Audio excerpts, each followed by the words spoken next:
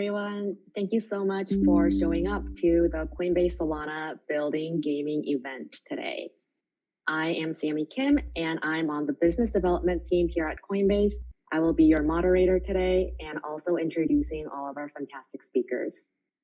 So despite the recent market headwinds and all the news, a lot of us in crypto remain very excited for the future of gaming, especially in conjunction with the emerging Web3 technologies. We think this is just the beginning for the new chapter of gaming. And I kind of assume that's why all of you are here today, listening in, because we all share this appreciation for the gaming industry and an excitement for what's to come.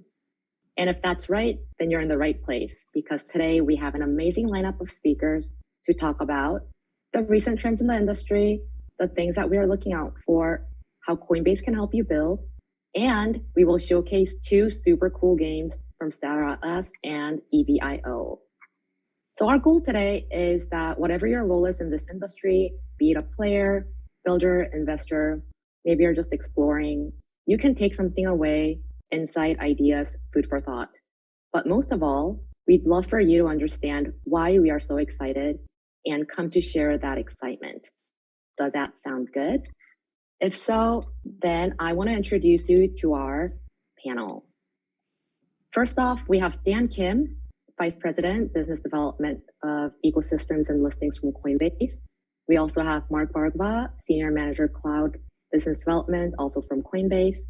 We have Johnny Lee and Matt Sorg from Solana, General Manager of Games, Head of Ecosystem Engineering. Next up, we're going to be hearing from Sam Frankel, Corporate Development and Ventures at Coinbase. And then the two super games, the cool games I was talking about, Chris Scott, Game Director of EVIO, Michael Wagner, CEO and co-founder of Star Atlas. Then we're going to finish up by telling you all about our cloud and how we can help you build from Caitlin Wu, Product Manager of Coinbase Cloud. So without further ado, I would like to introduce you to Dan Kim, Vice President, Business Development. Hey, thank you, Sammy. Hey, thanks everyone for joining. Really excited to be here. There's a lot going on in the industry. I know there's new news, good news, bad news, mostly bad news these days. I will tell you that of all the things that are going on, the sector in Web3 that just continues to excite and bring people together is gaming. It's one of those things that just seems to be resilient to all the stuff that's happening out there. And it's an area that I'm personally passionate about, and my team is personally passionate about, and Coinbase is passionate about. Why? It's fun. It's engaging. It's much more exciting than just doing traditional DeFi, and it brings people together. But what's even more exciting about gaming in the context of Web3 is what blockchain tech can do to games. I think gaming has kind of hit a limit so far where people started to just compete on visuals and graphics and kind of multiplayer experiences. But I think Web3 and blockchain tech finally unlocks what games can do when you fully decentralize it and give people power back to those who are playing. So gaming is actually the reason why I got into blockchain and Web3. I've been doing DeFi for a while, but it's not something that you get really excited about. You just kind of do it. But I got into Web3 and decided to actually work for Coinbase because of how exciting gaming was in my mind once you start to apply blockchain tech to it. So super excited to be here. Really excited about the audience, obviously the audience, but the speakers here as well.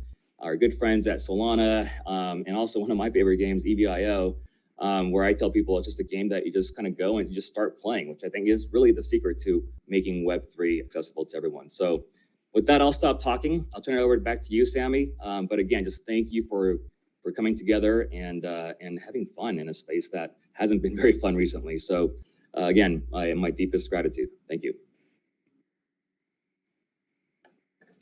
Thanks, Dan. And what you said is totally true, because everyone here who's been in gaming for a while knows that the metaverse has existed forever in online gaming. And I guess the world's just starting to catch up. So next up, we're going to be hearing from Mark Bargba about where we are in crypto and what we're expecting going forward. Yeah, thanks so much, Sammy. So I will go ahead and go to the next slide here. Perfect. So I'll give a little bit of background about myself and then maybe a few predictions, and also before that, shape where we are in the industry. So I've been in crypto since 2016, at first investing. So a lot of cool sort of layer one initial projects like Filecoin, Algorand, Blockstack.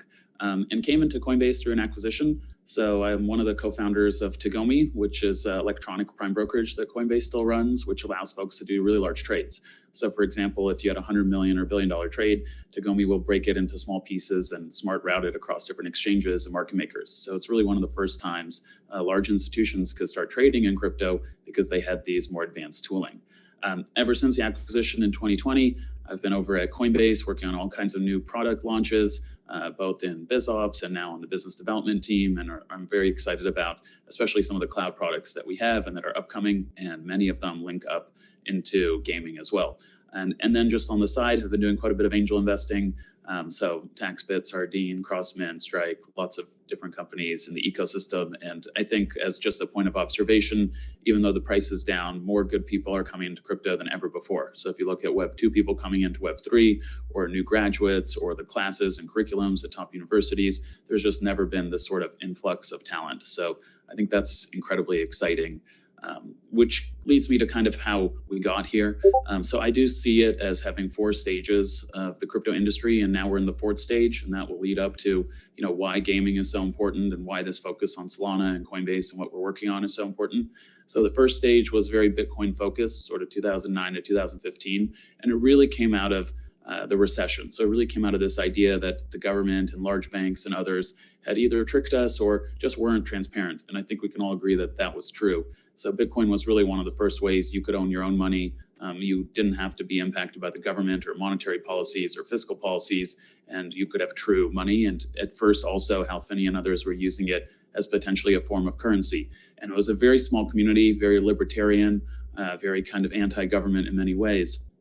And all of that was until Ethereum started in 2015 and then really gained more momentum in 2016 and 17, where folks went from crypto as being just monetary to also now crypto being compute, and the idea of having decentralized systems and building on top of it.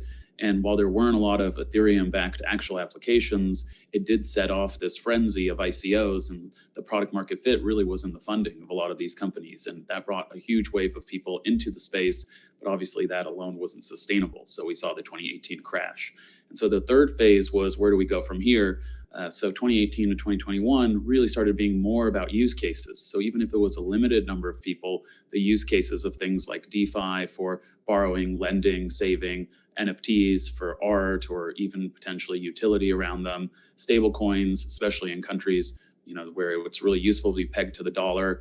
And of course, the continuation of speculation as well is a major theme that always has underlied crypto as well to a degree. But in 2018 to 2021, these were much smaller communities. So even though we have these kind of growing use cases, they remain very small. And I think one of the big reasons for that is it's not very easy to build on crypto. It's not easy to make apps. It's not easy to make a social network, to make a game. And so the people committed in 2018 through 2021 and using these products were a small sort of first mover, first adopter like group of folks. And so that really takes us to today and what we're all building here together on this call, which is really the 4th stage of a more mass adoption, which I think will happen over the next 3 to 5 years, where there'll be a lot of plug and play options for you. So if you want to embed crypto with, for example, Coinbase's pay product, or you want to put a wallet in the back end of a game or a fintech platform, or you want to make it really easy to have off-ramps and on-ramps to crypto, all of these pieces are coming together where suddenly, just like building on the web, building on crypto can't be as easy, but of course also has the benefits of things like privacy and the benefits of things like ownership. That's the ethos of the space. And so I think in this 4th stage, in this last category that I discussed, what will be very exciting is gaming will be a really big part of that. And so kind of, you know, making a few predictions here. Normally people only want predictions on price, but I'll try to make some other ones as well. A few trends that I'm really keeping an eye on, both as an angel investor, but especially in terms of Coinbase's strategy and focus on product and partnerships. The first is wallets as really foundational for social.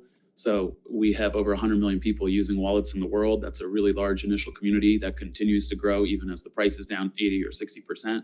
And so as more and more people get wallets, I think there'll be things like messaging between wallets or easier display between wallets. And so really having security and infrastructure around that and allowing for wallets to become more social. In the context of gaming, starting to embed wallets in games, embed NFTs in games, embed token drops within games. all of these will also link up to, I think, a more social future where crypto is not just a financial piece of the equation, but it really is part of the social stack that people have. And so this blockchain tech being embedded in gaming, social, and fintech, I think is really what lets you blow it out.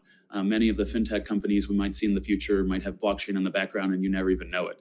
It's a smart contract around insurance, or it's really quickly making monetary transfers, et cetera. So I think as we start to see blockchain more as infrastructure, the number of people it touches could go from 200 or 300 million to a couple billion people, and we could see that massive J-curve of adoption as well. And then finally, kind of to end it on a really positive point, right now in the world, we've seen a lot of globalization, but people are sort of pulling back from that. They're becoming more nationalistic. There's more tariffs and trades. There's obviously a lot of global conflict between different superpowers. One thing I think has always been really cool about the crypto community that I expect to see grow, and in many ways Solana has really helped with that because it's very easy to use, it's very easy to build on, and also Coinbase, of course, has become the trusted name and brand in the space. But both of these organizations, I think, are really promoting something that's truly more global, that can have users all across the globe that kind of speak the same language, the same culture, can send transactions, can play games against each other. So I think overall, the ethos of crypto has always been about that appeal of sort of being transnational and transgovernmental. And I expect that to continue and people to play games across the globe. And I'm very excited for that.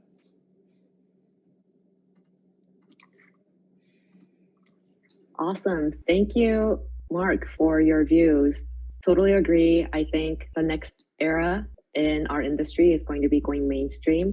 And I strongly believe that both social and gaming is going to spearhead that effort. All right.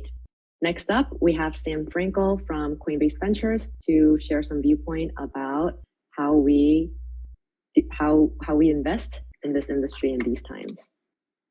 Awesome. Thanks, Amy. Yeah, so I can give a quick personal background, chat through sort of what we're doing at Coinbase Ventures, and then also chat through the future and so what we're looking for in the future. And so just personally, quickly, as mentioned, I am on the Corp Dev and Ventures team here at Coinbase, where I'm almost entirely focused on NFTs and gaming. I joined about 1.5 years ago and then spent the previous 6 years in gaming. And so from Coinbase Ventures, just in terms of kind of more meta, in terms of what our mandate is, we are an ecosystem fund. And so we look to partner with the next generation of crypto companies all the way across the crypto ecosystem. And so for us, that's been everything from DeFi to L1s, obviously NFTs and gaming, and sort of everything that touches the crypto ecosystem. At this point, we have about 400 portfolio companies. But interestingly enough, up until about 1 year ago, very, very few of them were gaming, probably about a handful. Over about the last year and a bit, we've made about 30 investments in the space, and have been super lucky to partner with a broad array of brilliant founders. So everyone from like Azure Games to Third Time, Clockwork Games, Branch, just to name a few, but there's a bunch of super exciting ones in our portfolio. In terms of where we've actually been investing, it's been a combination of GameFi and tech and also studios. And the reason is, one, we see upside in both just from an investment standpoint, but we also see a lot of ways that Coinbase can be super strategic for both of those partners. So for the studios, obviously, we can help with distribution, we can provide tech. For the GameFi providers, we often have a lot of tech that helps enable them to have a fuller offering for developers. And so we've been super strategic for both. And just in terms of what kind of how we want to play this in the future, we want to invest even deeper. We're super excited about gaming. We believe it is among the most, if not the most compelling consumer application of crypto and the most exciting user on-ramp into crypto. And that belief largely just stems from the fact that Web3 gaming, if done properly, just codifies Web2 existing behavior and helps remove pain points for both users and developers. And so moving over quickly just to Coinbase Ventures in terms of what we're actually looking for in the games that we're investing in. And so there's broadly kind of 5 buckets. The first is just category. So there's a couple categories of game studios that we're more excited about. But I will say we are flexible, but the one thing we need is a founder who has a clear vision of why their game type is strengthened by Web3. I don't think every game can work in Web3 or needs to work in Web3. So we're looking for founders who have a clear POV on why they need Web3 elements. The second one is just an exciting vision. So we're excited about founders that are trying new things, folks who can leverage the blockchain to create new mechanics, folks who can create loops that can target mass Web2 company or mass Web2 audiences and then also can have intricate loops to get higher monetization out of whales. And so the third part of it is kind of hand in hand with that. We look for someone who has an executable vision. There's nothing wrong with being a 10 or 20 person studio. You can do a lot of great things, but you should have a clear and reasonable goal and timelines. You're not creating Call of Duty in a month. And so we look for folks whose vision matches up with sort of their operational plan and is executable. The fourth bucket is team. We look for exceptional founders. And in terms of what that looks like on the gaming side, it's folks who are experienced game developers. We like teams that have worked together because we think they can have clear processes, they can ship faster. It's a little bit easier to create a new studio if you've actually worked with the people before. We like folks that we think can build out teams around them. And so they have some experience in the space and they can complement themselves. And then lastly, we look for folks with a long-term focus. We don't want to get rich in 6 months. We want our founders to have a long-term lens and to build something great together. And we view this as a super long-term play. And then lastly, just in terms of stage, we love and prefer back in game studios as early as possible. We want to help them leverage our network, leverage our tech, and we want to be involved with that. And so that's what we look for. That's what's going on at Coinbase Ventures. If folks are interested in chatting with us, feel free to reach out cold. We do not need introductions, so reach out Twitter, email, etc.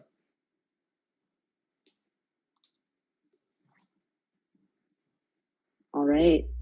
Thank you so much, Sam, for sharing your thoughts on Coinbase Ventures, what we do, what we look for. As Sam said, if anyone is listening to this presentation and has some really cool game ideas, please let us know because we're also interested in them. All right, next up, I'm very excited to introduce you to the Solana team, Johnny and Matt, and they will be introducing to us their plans for the next year and some exciting things that are going on. Hello, everyone. We are very happy and excited to join you today. Thank you to the Coinbase team for having us. We'll be providing sort of a pulse of market and some data-based insight into what we're seeing in Web3 games. I'm Johnny Lee, General Manager of Games at Solana. I come from both media entertainment, games technology, and working with comic book IPs. So pretty excited that all of those experience and skills are in use today pretty actively in blockchain games. Matt, if you could briefly introduce yourself. Yeah, I'm long gaming career, worked at Riot, worked at Unity, obviously. I also started an NFT marketplace for games in 2017 and a hearing aid startup, direct to consumer. But really on the technical side, really trying to accelerate and make it easier and easier with better and better products. My goal in a couple of years, it's going to be easier to ship a Web3 game than a Web2 game. Amazing, thanks, Matt. So we were tasked to kind of talk about the state of the industry a little bit, on what we're seeing for Web3 games. We get this question a lot where the larger Web2 game developers and publishers, why would they ever move into a space where their lives are pretty cushy in Web2? You could max out selling the same character or new in-game item over and over. And so why would they ever move to Web3? It's a solid question, and we had to think about it. And frankly speaking, up to a couple of months ago, we didn't have many data points, right, to back up some of these theories and hypotheses. But now we have great games on Solana, and some of the early data is indicating in-game asset swaps in the very near term, cross-game asset swaps in the midterm, and then cross-game asset swaps that include player data and player progression will be more than sufficient enough to be significant revenue opportunities for the larger game developer and publishers to move into Web3. This is supported by current in-game asset swap levels in live Solana games today. We're seeing a massive amount. And when the ecosystem is mature with games like Star Atlas and Eve.io and more, we think there will be a pretty robust ecosystem of cross-game asset swaps. Of course, the first thing that people's minds go to is asset swaps across digital items and collections for the games. But we think there's an important larger vision that is in play here. And let me pause there for a second in that, like, we at Solana and Solana Games will have 40 live games by the end of Q1. And so we think this like cross-game asset swaps and the ecosystem that will be built behind that is pretty close, right? And so we want to kind of build on top of that, where in-game asset swaps are proving to be pretty active and pretty revenue generating for the game developer. Cross-game asset swaps will be revenue generating and significant scale to all the developers and the ecosystem as well. But there's a once in a kind of industry lifetime opportunity that Web3 presents for games infra. Folks that know game development in the current industry, games infra is pretty closed source, customized, and not interoperable, resulting in pretty low quality player experiences, meaning I can't take my progression with me. I don't own this player data. When a sequel comes out, all my time and resources spent into this game are lost. Why is that? Right? And there is no good reason why that should be. We are presented with an opportunity today because of blockchain to rebuild web games infra essentially with the core technology of blockchain in the middle and with the player and gamer at its center. And that means, and we call it the play and own vision at Solana, and we're kind of giving voice to that vision. Play and own, we think that's simply what blockchain does for games, right? Of course, owning digital items and collections, but then when you go a little deeper, and we're talking about what, rebuilding games infra, players should own their own data and players should own their own progression.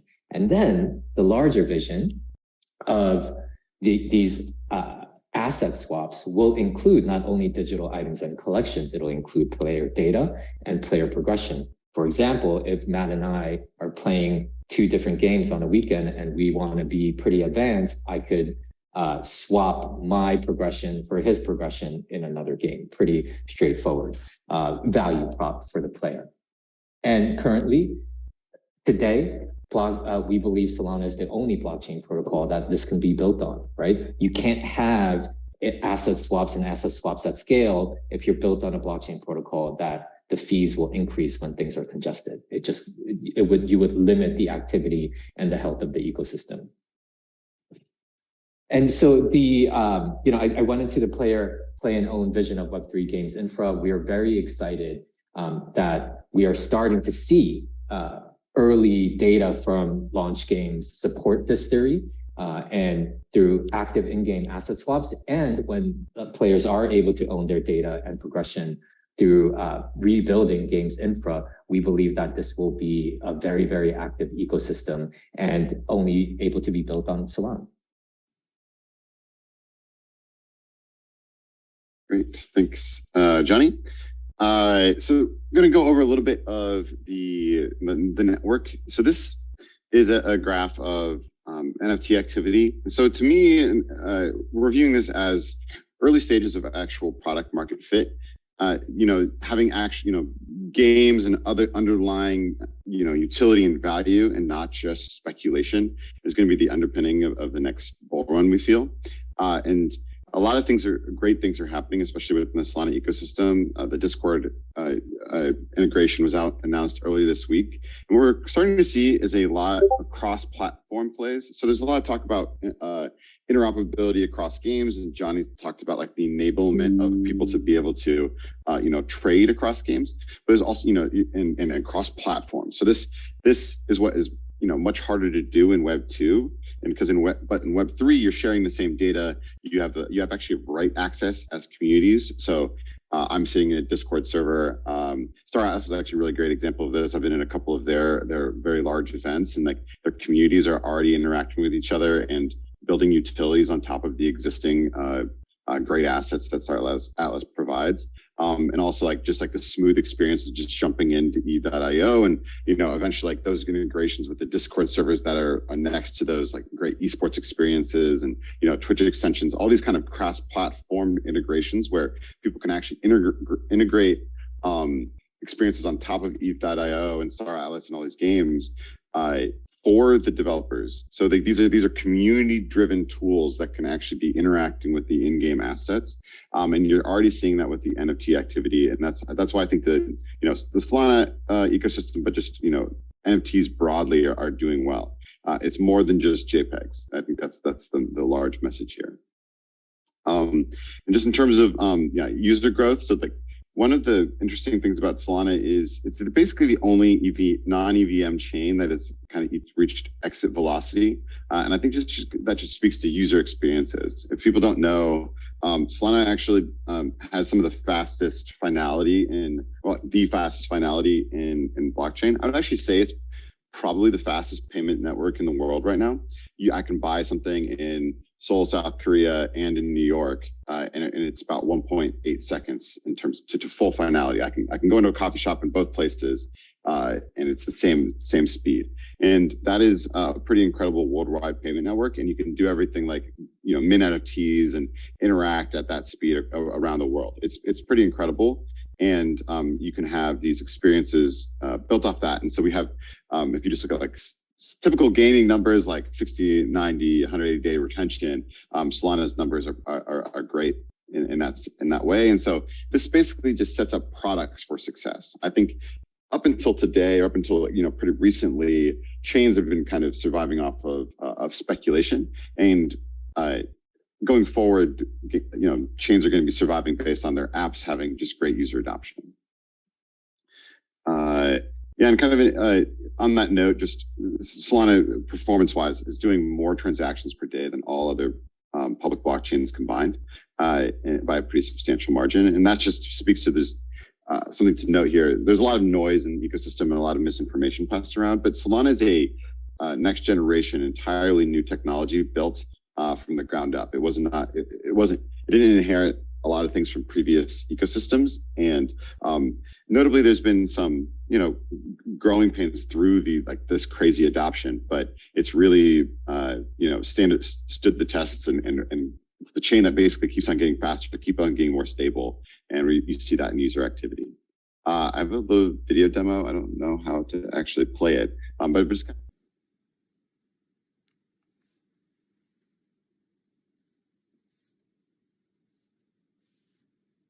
basically, this demo would be somebody actually playing a game, but the only back end of this game.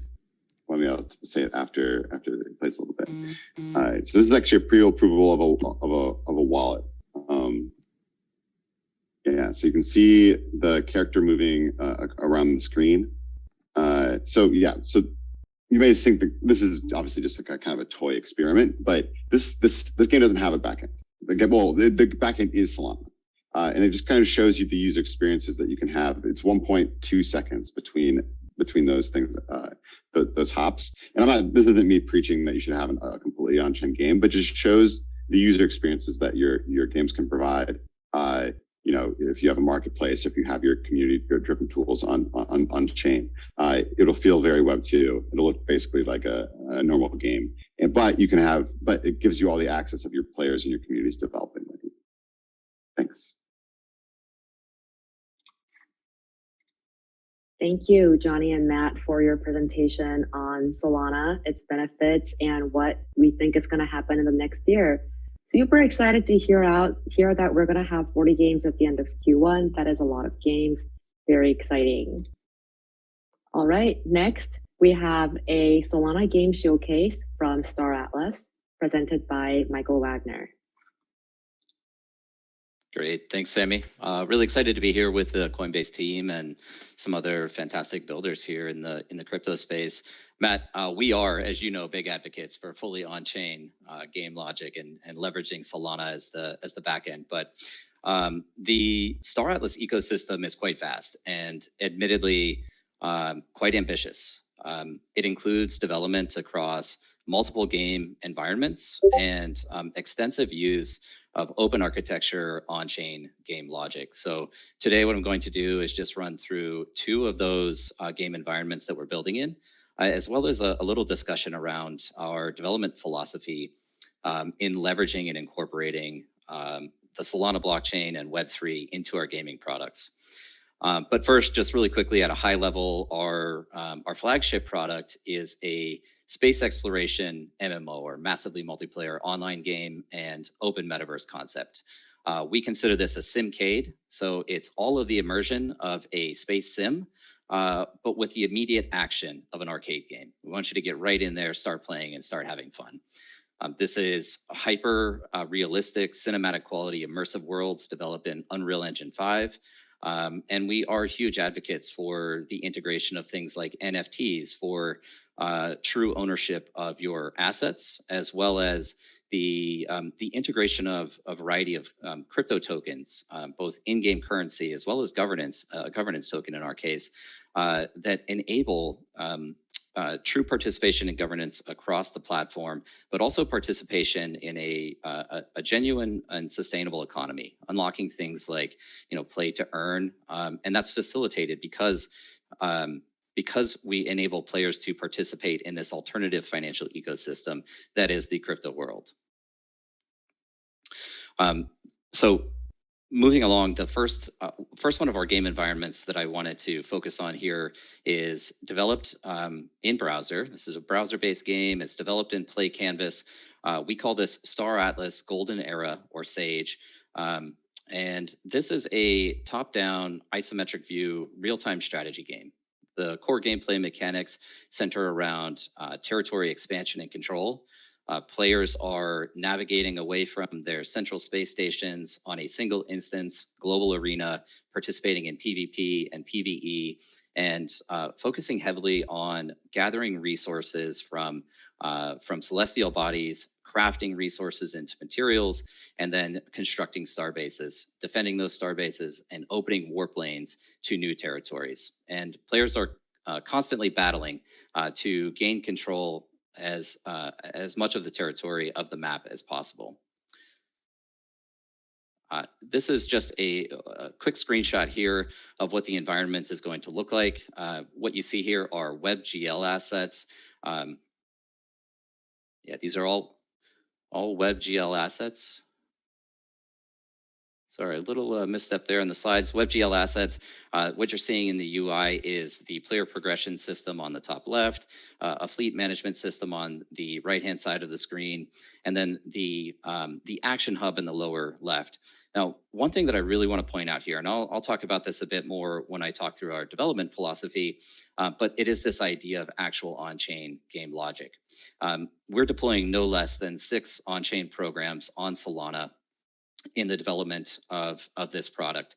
So things like your character progression, like Johnny was referring to, your XP system, your LP system, the coordinate systems in the game, and your movement around the map, combat systems, inventory management, the resource extraction itself, and then the crafting systems.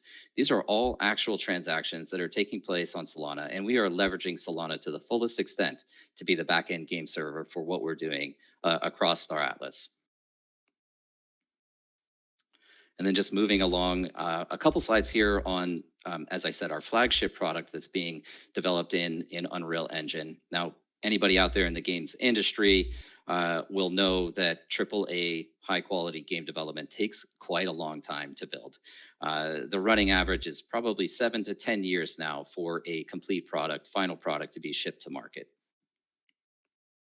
Now, fortunately, in our case, we've done a really phenomenal job at being able to fragment out various development stages and deliver feature sets out to our users that can keep them consistently engaged, give them new mechanics to play, open up new career paths for people, and just constantly deliver content. And what we're looking at right here is part of a phase that we call our pre-season. This consists of 4 individual releases. The first release came on September 29th of this year. We launched on the Epic Games Store. It was the second Web3 game, I believe, to launch on EGS. And the concept was pretty simple initially. It was just this really beautiful environment, and it gave players the ability to load assets into the game based on their Solana connected wallet into Unreal Engine 5. What we were able to do is develop out an SDK, a Web3.js library developed in C++ that natively integrated Solana into Unreal Engine. And we did that specifically because we again, genuinely believe in this idea of true asset ownership, and we wanted to support that asset ownership in the game. And so any of the ships that you're able to load are based on those ships that are actually in your possession and in your wallet. But players could summon these ships, they're able to run around the map, and that was primarily the extent of the first release. Now, very soon here, and in fact, tomorrow we'll be making an official announcement around this, but the second iteration of our showroom, our Volant Station showroom module, will be coming out. And this is a pretty extensive improvement on the experience. We added support for a number of additional ship assets. We added the ability to explore the interiors of ships. We added the flight physics, so players are actually able to fly around in this map with their ship. There's social dynamics, including multiplayer support, proximity voice chat, text-based chat, and then some major enhancements to the character selection and skin system, so you can actually customize your avatar as you're running around in this map. And then there are 3 core gameplay loops across 2 environments within the R2 release. One of those is a time trial course in the showroom, which is what the image that we're looking at here. We have a time trial course out in space, and then that outer space arena is also a dogfighting arena where players are able to engage in PvE combat and test their skills against AI. Going into the future and really into 2023, as we continue to expand this map, which ultimately becomes one of the central space stations in the game, the MUD faction central space station, the map will expand beyond the showroom, which is, it's kind of hard to see, but it's in the lower left-hand corner of the screen. That's the entirety of the Star Atlas universe today. But players will be contributing globally to mining, extraction, and crafting loops that lead to the construction of this first mega project in the game. So players will actually be building this warp gate, which allows them to transport themselves off of the space station and out into space. And then finally, just some quick notes here again on the development philosophy. So for us, when we think about Web3 gaming, it is, again, leveraging the full extent of the blockchain within our game development process. The first step in a Web3 game would be to incorporate NFTs into the product itself. This is phenomenal for asset ownership for the player. The next step of that is to incorporate a crypto-based economy, unlocking the potential for play to earn. But where we see massive, massive potential especially in developing interoperable and interconnected gaming environments, is this idea of abstracting logic from the engine, building that on the blockchain, and then unlocking the potential for other developers, third parties, to create their own services and products on top of that. In many ways, the way that we develop our game, and the reason why I call it an ecosystem, is that we operate very much like a layer 1 blockchain protocol itself, building out primitives and building out tools that provides the ability for other people to create these services and monetize themselves. So DeFi applications can be permissionlessly built on top of Star Atlas. And not only does that benefit the developer, it benefits our players, and we get an opportunity to massively expand our audience. So with that, I think we are going to roll into a video here. And this is just a demo of that latest release. You'll see some in-engine, in-game footage of the up-and-coming R2 release.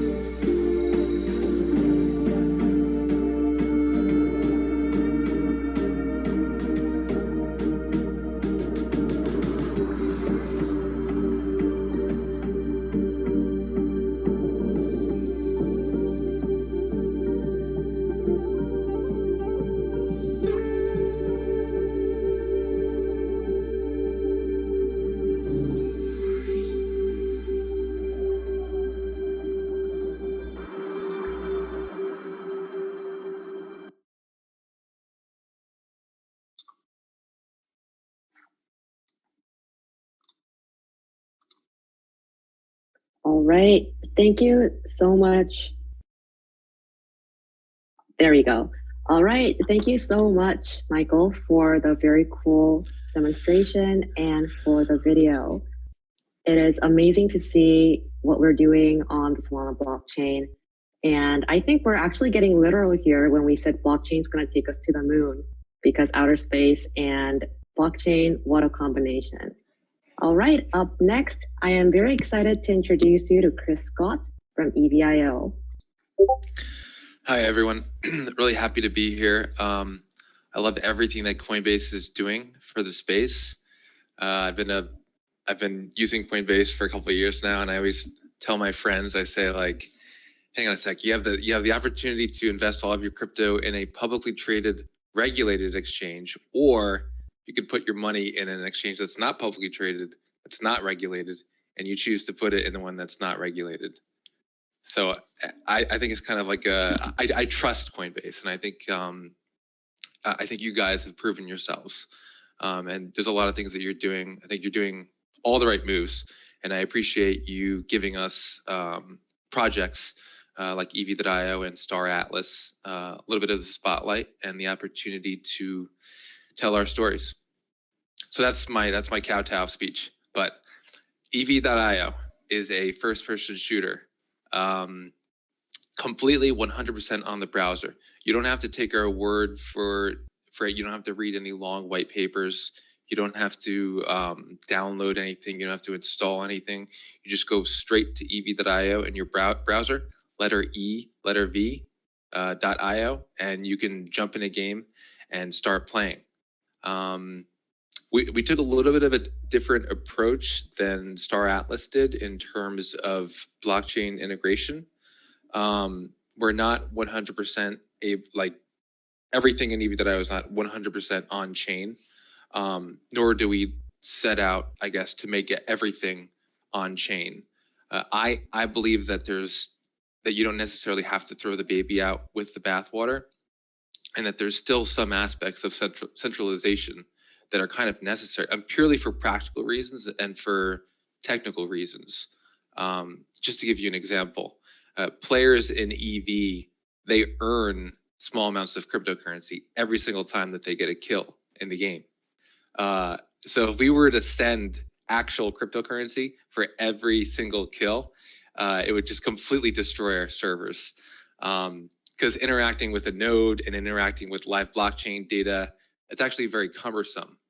And the tech isn't super fleshed out. There's really a strong need for someone like Coinbase, Coinbase Cloud, which I've heard a lot about, someone to develop the infrastructure for projects like us to be able to access nodes and more effectively interact with blockchains at a technical level. Because right now, we're hopping back and forth between different Solana public nodes, right? And there's a couple of services out there where you pay $300 for a node, and they very frequently go down and they have very unreliable service. So I'm really excited to hear about Coinbase is working on a cloud platform to offer blockchain infrastructure to people. I think it's an absolute necessity, and we'll be the very first ones to sign up because we very desperately need reliable Solana nodes. So more about the project. EV, first-person shooter, heavily inspired by Halo and Destiny, which means, it's not just pointing and shooting. You have all kinds of different grenades, and you have a giant sword. And there's triple jump, there's teleportation, there's all kinds of crazy mechanics that we invented. Some of the stuff, it was inspired from other games. Like, for example, there's an impulse grenade, and you throw it right down at your feet, and you go flying in the air. And I believe Fortnite Season 2 or Season 3 had this mechanic, and we saw it, and we absolutely loved it. So we wanted it in the game.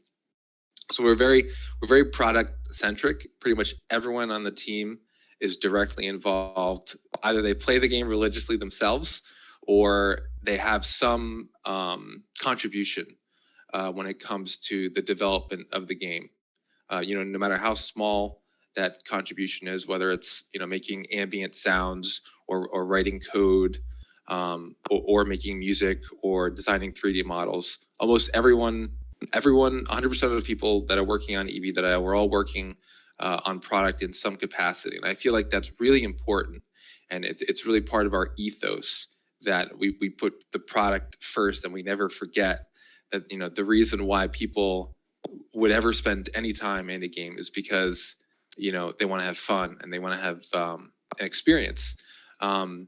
So, we started out sort of in a different, I guess, approaching it from a different angle than a lot of projects do.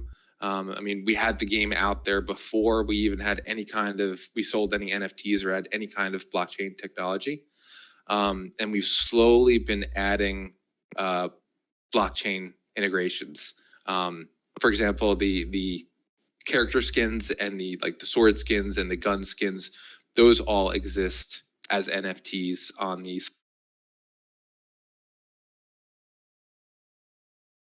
Solana blockchain. And if you equip technology where it matters, which is when the user wants to extract value, whether that be in-game rewards, or whether that be ownership of digital items, but where it doesn't count, purely for technical reasons, we have to use an intermediary off-chain currency. And there's other reasons for taking that approach too. We ultimately see EV.io as being a cross-chain blockchain.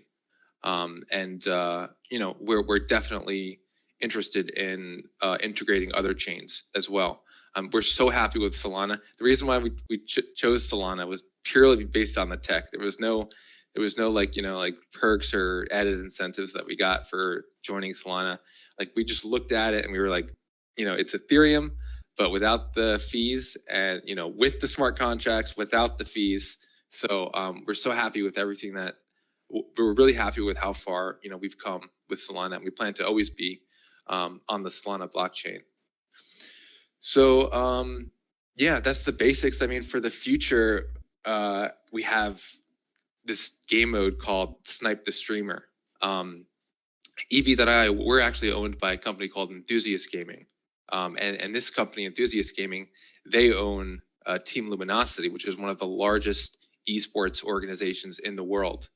And we're always trying to devise ways that we can put EV.io in front of the audiences of these Team Luminosity streamers. And one of the ideas that we came up with was Snipe the Streamer. And it's quite literally a game mode that is exactly how it sounds. You have a streamer that gets into the game and they share the game via a link, and their audience can play against them. And they have god power abilities, and they only take 5% of damage, and they get to interact and they get to play against their audience. So it plays to EV.io's strengths of being a highly accessible game in the browser, and the fact that the rewards for the game that they exist, on the blockchain, only makes it easier for us to reward people for their in-game performance. So we have that coming. We have mini games coming. We have a huge esports scene. Today we got an award from an organization called PokeStar, an award for the best esports title. So we're really excited about that. Star Atlas also won an award for best graphics. So congratulations, Star Atlas. It's really interesting, all of the interoperability of, there's so many businesses that I'm interacting with on a day-to-day business. Before I got into blockchain gaming, I was in Web 2, and I never saw this much I've never interacted with so many different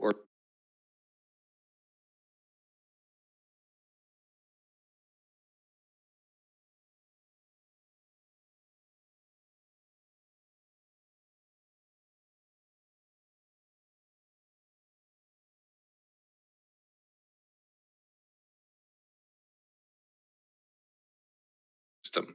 And I know that there's a lot of, talk about the price of everything and the state of the market and doom and gloom. But, it's like, I've been in the space for so long and I've witnessed so many bear and bull cycles that it almost doesn't faze me. And most of the players, most of the EV.io players, like they don't care about any of that stuff. They barely know that any of that stuff is even happening, that we're in a bear market. They're just so focused on like getting the best skins and like playing the game and having fun. So I think that's the future of the space is utility, and games allow, they grant blockchain utility, just like cryptocurrencies. There's a utility there, right? There's a purpose. There's something that cryptocurrencies have that traditional currencies don't have. Well, that same technology, it manifests in the game world in a similar way, and that way is proof of ownership. You can own game assets. They live on the blockchain. They're not in someone's database, and that whatever developer or publisher can't create 1,000 copies without you knowing about it. Everything is public and everything is transparent.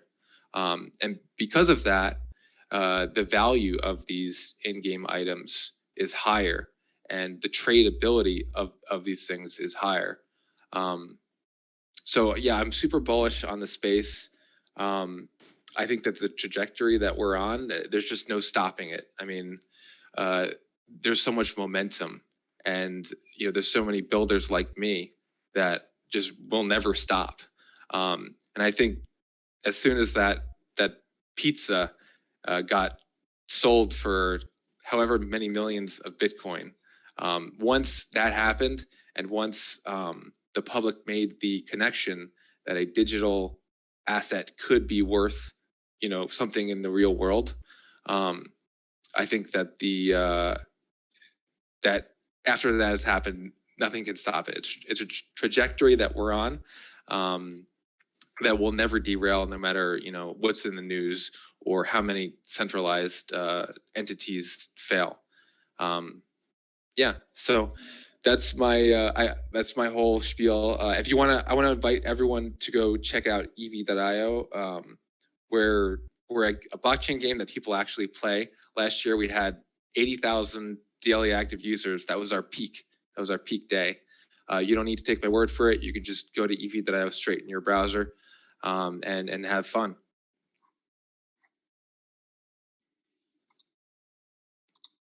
And yeah, that's everything for me. I'm sorry I went over my time limit. I tend to babble. No, it was awesome. Thank you so much, Chris, for sharing the details. Congratulations to both the EV.io team and the Star Atlas team for your awards. Very well deserved. To wrap up, we have Caitlin Wu from Coinbase Cloud explaining how we can help you build. Thank you, Sammy, and thank you, Chris, for the kind word about the Coinbase Cloud products. So I'm here very excited to share with all of you about what we have built and what we are building next. So many of you may not be so familiar with the Coinbase Cloud. As Chris explained a little bit earlier, Coinbase Cloud is really to make blockchain development reliable and accessible. So we are building the blockchain infrastructure, making those available for all of the developers. And we are looking at the top 2 pain points faced by many developers out there. Number 1 is it's very challenging to just set up and maintain a node. And number 2 is it's very challenging to just access the data in a very easy to use or consumable format. So we are in a very good position to support all of that. And I would be very excited to share with you like the platform that Chris mentioned. We have already launched that back in September. So I'm not sure if you can see this link that I'm gonna share with you all here in the chat. If not, feel free to just Google Coinbase Cloud Node Platform and feel free to sign up, and everyone could be able to access up to 3 free projects. And so back in September, we have launched the Ethereum project. And today we have launched Solana project, but that's only for internal beta testing right now. But very soon in January, we will make that for external beta testing. So after today's presentation, I may also invite you guys to participate in the beta testing that we are having in January. We can cover more details for that later. But I also want to share that after our launch of the Ethereum project on the platform, we have attracted over 10,000 developers building actively, making calls on the APIs, the indexers that we are including. So that's very good progress, and that's something exciting to share with you all. So this again is speaking about our launches, our achievements for the past year, and you can see the high quality of our products, including the availability, the data freshness, correctness, and the latency metrics. So I know that we are running a little bit short on time, so probably I will skip some of the slides here, and I would love to actually bring you to a live demo for taking you through to take a look at what we are having for Ethereum project. So you can imagine and then you can just expect what's coming up for Solana project. Okay, with that, I will try to share my screen.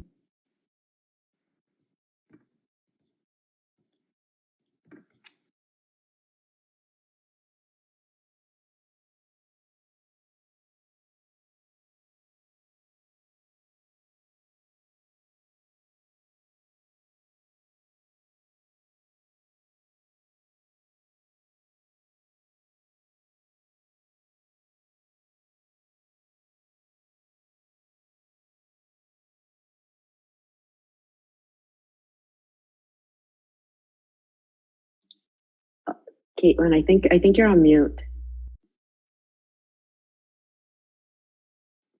Oh, sorry, I don't know why, but I was muted automatically after I shared my screen. So I was saying that it was the landing page when you logged in, and then you could be able to create new projects. And here is the project that I have already created. But when you try that out, you can see that you will be able to create your own endpoint within a few seconds. And then just take that endpoint and then copy and paste to your own environment. You will be good to go and start building, just as easy as that. And then if you scroll down, you can see that, so of course, this is what I'm sharing about the public Ethereum projects available, but soon in January, we will be able to share the Solana projects very soon. So here you can also see all of the developer docs on Ethereum APIs, on NFT APIs, and more, we also have the advanced API docs. And in here, you will also have your metrics dashboard. And also, this is the free project available for everyone. Like I mentioned, everyone is entitled to have up to 3 free projects and with 120,000 free daily request limit. Okay, so this is the platform experience. And I would also love to take you through and share with you about our API experience. So I'm just taking the Postman for API examples. As you can see, we have 3 sets of APIs included for Ethereum. We have the native APIs, just like the RPC methods for the native Solana APIs. And then we also have advanced APIs. That's also what we wanted to build for Solana. The goal for advanced API is to provide very simple queries for very comprehensive data. And I can definitely show some examples later. And then finally, we also have the Coinbase NFT APIs. I know it's very important to include those NFT APIs for gaming applications. So let's dig in a little bit deeper for the advanced APIs. We have balances and announces, we have transactions and transfers, smart contract events. So take get balances, for example. You can see, hold on, I don't know why this is not showing up. Okay, here you go. So you will be able to see that we can actually get balances from multiple addresses with one simple query. And then if I hit send the request here, then you can see all of the results down here.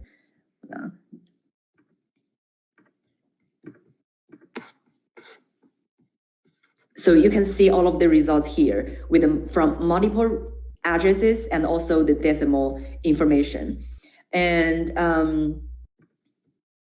we can also try something about the get transactions by address.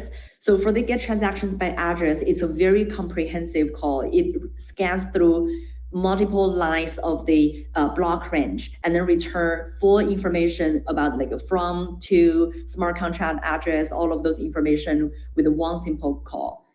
So you can see this is how many, sorry, I think I need to make this larger so that everyone can see.